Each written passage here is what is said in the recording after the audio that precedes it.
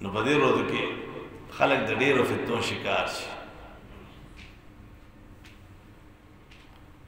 یو خو بعض یو فتنه دا ده چې نن سبا په فیسبوک باندې ډېر روزګار خیل ناست دي او په سوشل میډیا باندې دا ټکي راټینګ کړي جمهوریت کفر دی، جمهوریت کفر دی.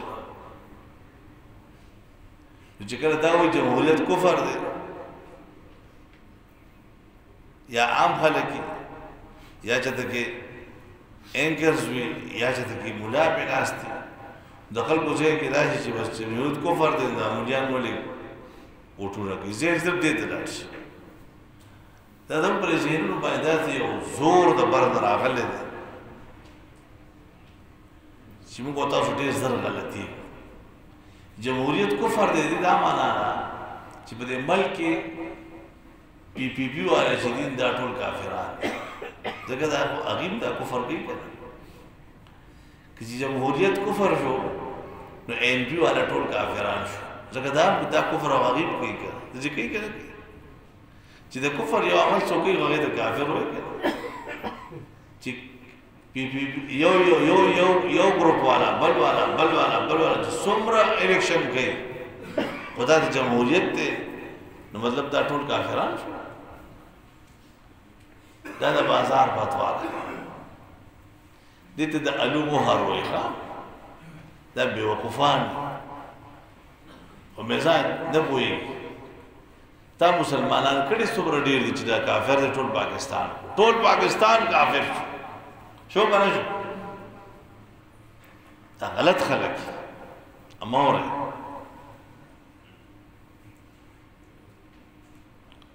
چې کوم ځای کې یو نظام وي د هغې نظام مطابق او هغه نظام اصلاح ده.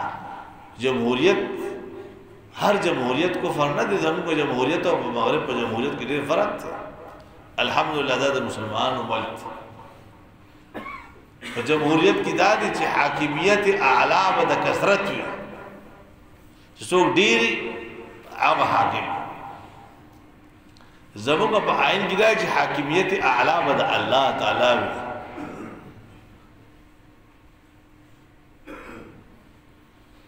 یو خدا خبرې نن سبا خلک ډېر اوري نو په دې باندې معنا دا شوله چې په پاکستان کې څومره پارټۍ دي دا ټول کافران دي.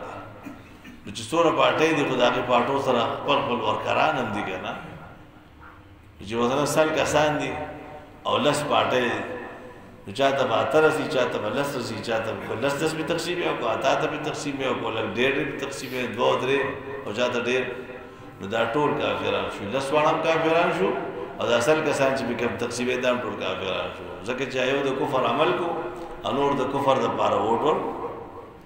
دا دروغ دي دروغجن دي دا خلک په نه پوهېږي. ها ځان ساتئ دي. دویمه خبره دا ده چې الیکشن کله کېږي که نه نو په یو ځای کې که 10 پارټۍ وي د 10 پارټو خلک ولاړ دي که 15 پارټۍ وي د 15 پارټو خلک ولاړ دي که 3 پارټۍ وي د 3 پارټو خلک ولاړ دي. خو دا ولاړ دې لپاره چې کم یو به پکې منتخب کېږي خو ټول خلک خو به ولاړ دي. نو چې دا خلک زموږ په کلي کې مثلا موږ داسې وایو چې دا زموږ یو کالوني ده یا زموږ یو علاقه ده یو کلی دی هلته 10 قسمه خلک ولاړ دي. نو دا 10 قسمه خلک به لر یو کلي دا به پکې شامل دي. اوس اینې دی لوی ځای دی دا دی هم پکې شامل دي. خو ما ته د یو بل سره روزانه په صف کې ملاوي ما ته د یو بل سره روزانه په لاره کې ملاوي ما ته روزانه یو بل سره په مارکیټ کې ملاوي ما ته روزانه یو بل سره په غم کې په خاده کې په دفتر کې ملاوي په اجره کې په بیٹک کې ملاوي. نو دا به داسې نه کوي چې څوک چا سره ولاړ شي بس هغه بل ورپسې بیا دښمني کوي او کنځلې کوي او دې زه به کې ټوپۍ په سر کړی ده چې اوس کنځلې شروع کوم نه زه دا چا خپله غرض وللناس فيما يعشقون